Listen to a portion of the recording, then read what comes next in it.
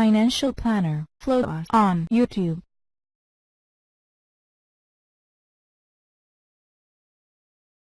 Let's get into the economic collapse, political and geopolitical news.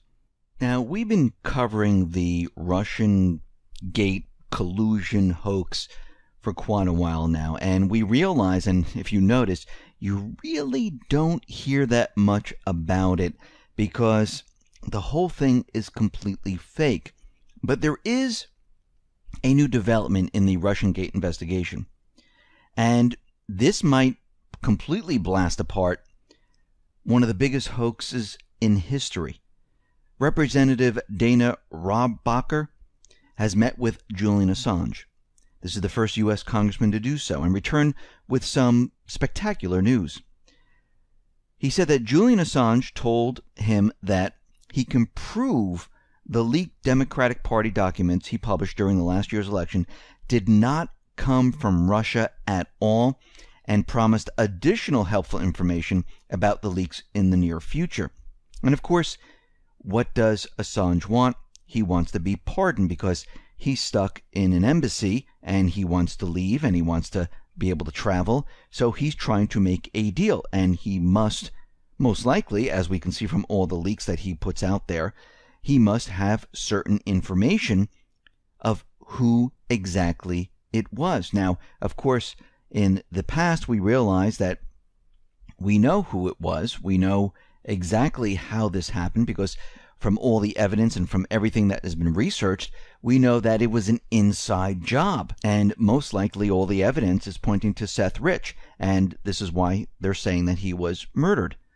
And of course, what we're seeing right now is that Julian Assange wants to tell all, but he wants to be pardoned. And we'll have to see how this plays out as we move forward. Now, what's very interesting is that Debbie Wasserman Shultz, her ex-IT aide, well, Imran Awan, he was indicted on 4 counts, and so was his wife, and he was part of this whole entire scandal. And I wouldn't be surprised if this goes even further, because what we're seeing right now is that the American Center for Law and Justice, the ACLJ, received the following letter from the FBI regarding its Freedom of Information request for any documents related to the Clinton-Lynch tarmac meeting in June of 2016. Now, before, the FBI said, listen, we have no records whatsoever. We can't give you any type of response because there are just no records to be found. But what has been happening since that period of time where they said they couldn't find any record, the Department of Justice now, headed by Jeff Sessions, well, they've been providing numerous documents which include email traffic that has to do with Clinton, with Lynch, and now the FBI says, well, maybe we have some records, and we're going to have to search a little bit further. So what we'll do is we'll reopen the case to search those records, which is very interesting because their response before was that there was absolutely no records whatsoever. So they've been caught hiding the truth from the American people, and now the FBI, because there was proof that there were records, because the Department of Justice had email, which they got from where? The FBI, they have to reopen this now. So this whole thing has just been reopened. I mean, it's amazing when you look at this, and of course, through the alternative media and everyone out reporting on this saying, oh no, those people are crazy, this is not real, and all of a sudden you find out that, yeah, they were lying once again. We see now that the corporate media is out there saying that Bannon was fired. Well, actually, it looks like Bannon resigned around 2 weeks ago. But we can see that this is creating problems within the White House. It's creating hysteria with the corporate media, like, ooh, Bannon's out. But is this part of the strategy? Because think about this for a second. While Bannon was within the Trump administration, he really couldn't say anything. He had to stay quiet. But now that he's out and looks like he's might be working maybe for Breitbart or some other news organization, he might be able to actually tell everyone who is really working against Trump, his agenda, who are the individuals in the White House that are trying to push him out of the White House. So this might be an actual benefit to the Trump administration. Now, on the other side, we can see as Bannon is being pushed out, or he resigned and he decided to leave, there might be other problems within the White House because there are certain other individuals that are going to try to take control. Now, we can see that right now everything is very chaotic. The corporate media, they don't want to hear both sides of the story. They just want to talk about white supremacists. They just want to talk about Nazis. They just want to talk about how Trump is a racist. They don't care what he says, how many times he denounced what has happened out in Charlottesville. That makes no difference whatsoever. And we can see there's a lot of CEOs and other individuals saying, listen, we can't be around this president right now. And it looks like this has been completely set up, and this is part of the elite's plan. This is part of their agenda to attack him and try to remove him. Remember, the goal was always there to never allow Trump to finish his term. The goal by the elite, by the cabal, was always to remove him any way they possibly can. Remember, Republicans don't like him, Democrats don't like him, and the elite definitely do not like him. So we can see that CEO, the council that he created with these CEOs, they're basically going against him right now. We see that CNN, MSNBC, all the corporate media outlets, they're out there and they're just saying race, white supremacists, Nazis. They're just continually going on and on and on about this. And then you have different government officials out there saying that we need to get rid of all the statues. We need to erase the Confederate names. We need to erase the entire history of the United States. I mean, part of it. Now, of course, burning books, destroying statues, getting rid of all this stuff doesn't get rid of it. Yeah, you might be able to hide it, but it doesn't remove the history. I mean, think about what they're doing. I mean, has common sense completely left the American people? I mean, there's still people with common sense, but if you listen to everyone, nobody wants to have a rational discussion, and this is part of the elite's plan. They want the tension. They want both sides to fight against each other. We as a people, we need to come together, not fight each other. We need to point our finger at the real enemy. But they don't want this to happen, and this is why they're continually pushing these ideas. Pelosi is out there saying that we need to get rid of all the Confederate statues in the Capitol, which is amazing. We already have Representative Steve Cohen. Well, he is basically introducing articles of impeachment. Now, this has happened before with Alan Green and others, where they submitted, documents of impeachment. And we can see this has been their plan from the very beginning. Now, Judge Napolitano, he is out there and he's saying, listen, we have to be very, very careful about censorship, about removing statues, saying that you can't read these books because they're part of the history of the Confederacy. He says the First Amendment restrains the government. It reads, Congress shall make no law abridging the freedom of speech. And basically what we see government doing right now, certain individuals in government, well, they want to ban certain things. They want to hide certain things. They don't want people to say certain things. I mean, Facebook, YouTube, those are private corporations. The Constitution really doesn't apply to private corporations the way it does to government. I mean, is it in the best interest of the people to hide certain things? And I know, yes, YouTube is doing this. I see it all over the place. They're demonetizing like crazy. They're taking down videos. And you can see they have their new terms of service where they're basically deciding that we're going to push certain, sites down, certain videos down, and only show what we want to show. And again, this is a form of censorship, and we have to see, and we have to understand, where is this all coming from? Well, it's coming from those people who are in control. Now, when these companies do this, there's going to be a lot of people out there saying, well, this isn't right. And you're going to see new sites, new organizations start up that are going to compete against us. We've seen this in the past. This is nothing new. But what the judge is saying is that hate speech or censorship, which would you rather have? And he says censorship is worse, because what do you censor?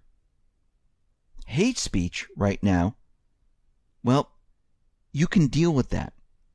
And also the Constitution says free speech. Doesn't matter if it's hate, positive, it makes no difference.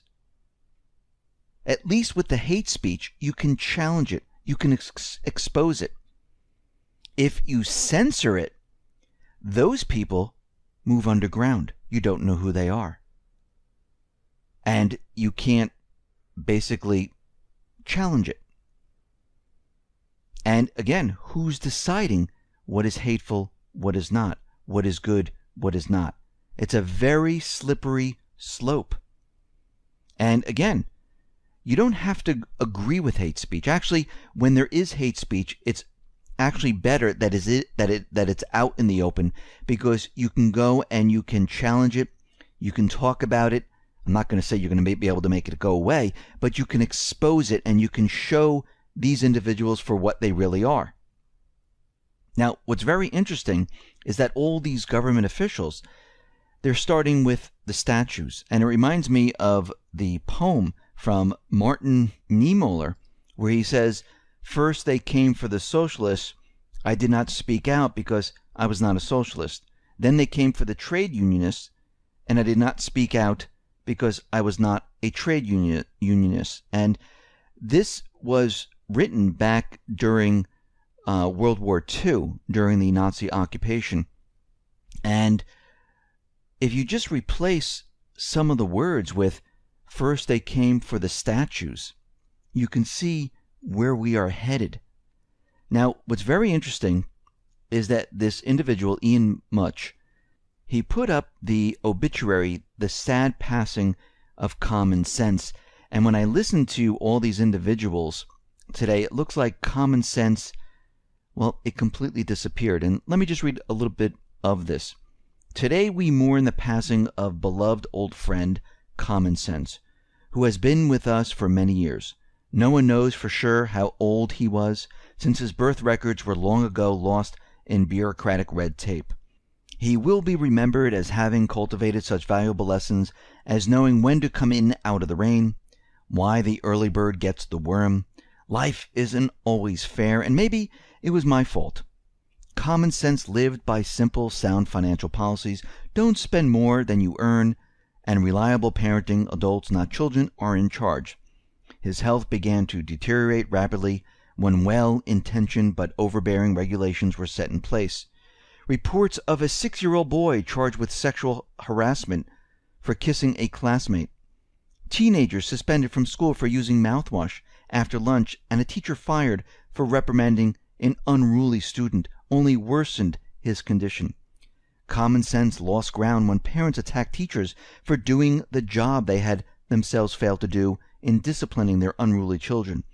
It declined even further when schools were required to get parental consent to administer paracetamol, sun lotion, or plaster to a pupil, but could not inform parents when a pupil became pregnant and wanted to have an abortion. Common Sense lost the will to live as the Ten Commandments became contraband. Churches became businesses, and criminals received better treatment than their victims. Common Sense took a beating when you couldn't defend yourself from a burglar in your own home, but the burglar could sue you for assault because you protected yourself and your own.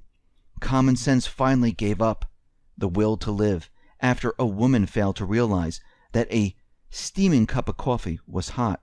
She spilled a little on her lap and was promptly awarded a huge settlement. Common Sense was preceded in death by his parents, trust, his wife, discretion, his daughter, responsibility, and his son, reason. He is survived by 3 stepbrothers, I know my rights. Someone else is to blame, and I am a victim. Not many attend his funeral because so few realize that he was gone. If you still remember him, pass this on. If not, join the majority and do nothing. Author unknown. And you can see today, common sense is gone. People aren't even thinking anymore. They're not even investigating or looking into anything. They're just going with what they hear. And they're going out there and doing crazy things. Instead of saying, you know something? Maybe we should have a rational discussion. But if you think about this, and we've talked about this before, the elite, the deep state, they're like the Siths in Star Wars. And if you don't know what that is, you're going to have to watch Star Wars movies, where they deal in absolutes. They don't see the gray areas. It's either black or white. You do it our way, or there's war. That's what we're seeing today. Now, the Japanese, they're saying that they need to bolster their missile defense system with the US Aegis Ashore system because of North Korea. Tokyo, well, it plans to increase its number of Aegis-equipped destroyers. The Japanese Defense Ministry will include costs related to the Aegis Ashore system when drafting their new budget. And we can see right now they are building this up because they are, first of all, pushing the idea that North Korea is going to be attacking. We know that there's a drill going on, and they're saying that this was pre-planned. But again, it was pre-planned to provoke North Korea. It's the Ulchi Freedom Guardian War Games.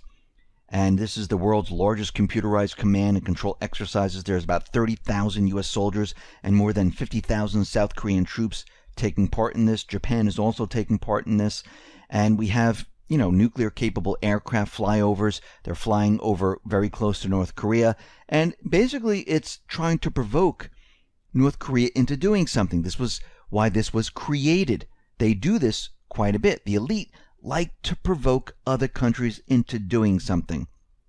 Now, there has been a leaked UN report, and the leaked United Nations report finds that Saudi Arabia has massacred thousands of children in Yemen since the start of their campaign. Now, we've been reporting on this for quite a while, where the Saudis are using paid mercenaries, and this is backed up by the US, the deep state, to go into Yemen because Saudi Arabia needs their oil. They wanted to put in place the puppet government because he was thrown out of the country. And right now, this is coming from the Foreign Policy, they published a report based on its possession of a leaked 41-page draft from a UN document, which found that Saudi Arabia and its partner coalition allies in Yemen, the United States, are being guilty of horrific war crimes, including bombing of dozens of schools, hospitals, and civilian infrastructure. Now, the UN report identifies that air attacks were the cause of over half of all children casualties, with at least 349 children killed and 333 children injured. And the UN verified a total of about 2,000 or so youngsters killed and injured in Yemen. Now, last year, Saudi Arabia was briefly added to the UN's blacklist of state and non-state entities involved in mass killing of children. But, according to Foreign Policy, Saudi Arabia threatened to stage a walkout by Arab countries from the UN and slash hundreds of millions in aid to the international body's anti-poverty program unless the coalition was removed from a UN rogue list.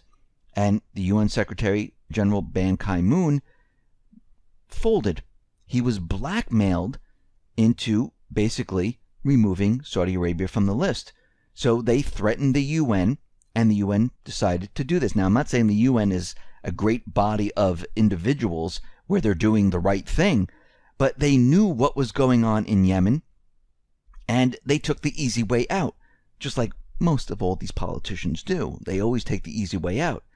And we can see that, yes, the United States, the deep state, the elite, Saudi Arabia, and all these countries that basically fund the Al-Qaeda terrorist group, the Islamic State, Boko Haram, Al-Shem, and the rest, they use these paid mercenary forces for horrific acts. They destroy the country, they destroy the infrastructure, they make the people pay until they give.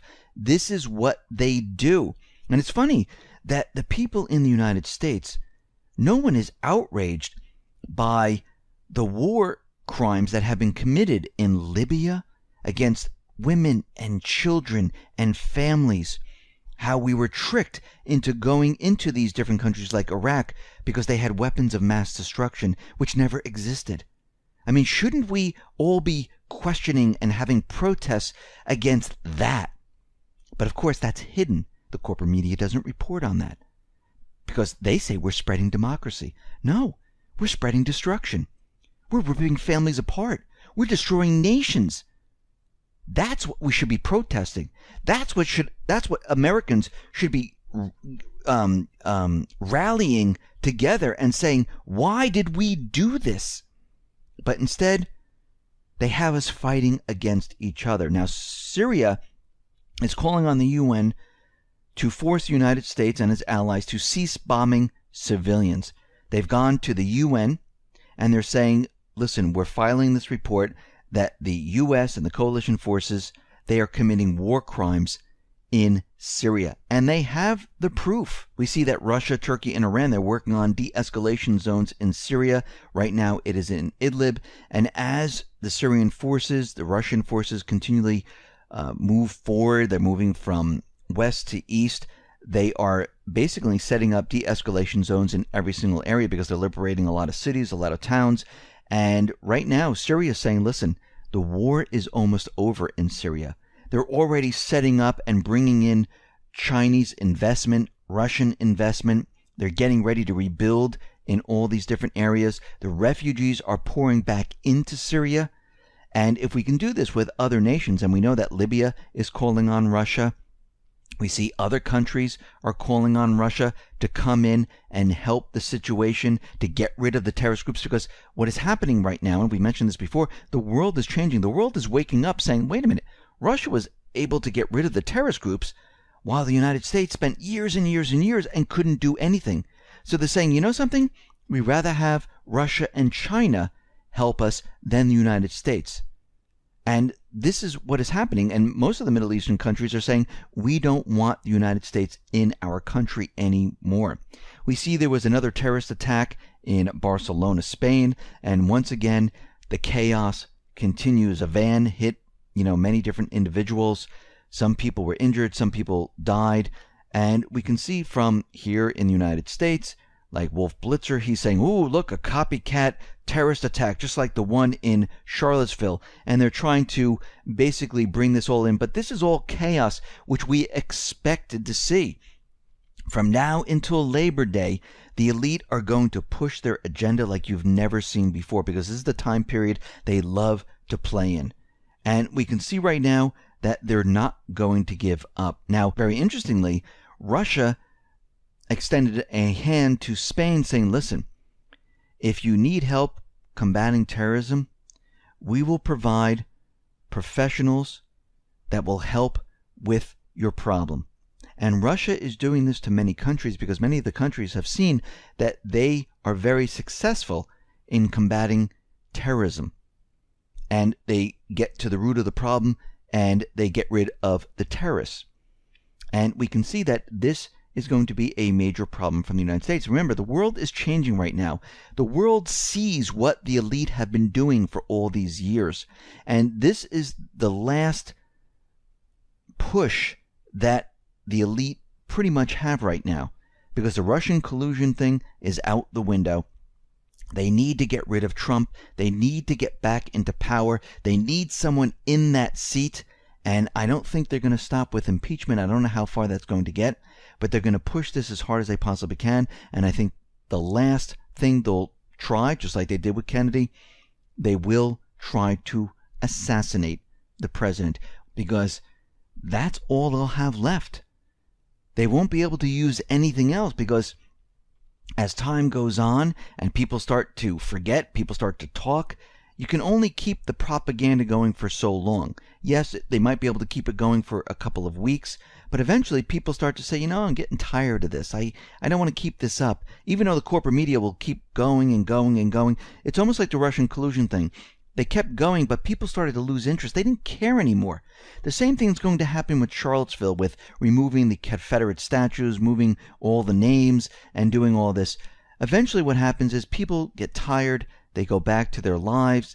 They stop listening because it just sounds like a broken record after a while. And when this dies down, this is when people need to get nervous, because I do believe that they will get to the point where they can't take it anymore. And I'm talking about the elite, where they will try to assassinate the president.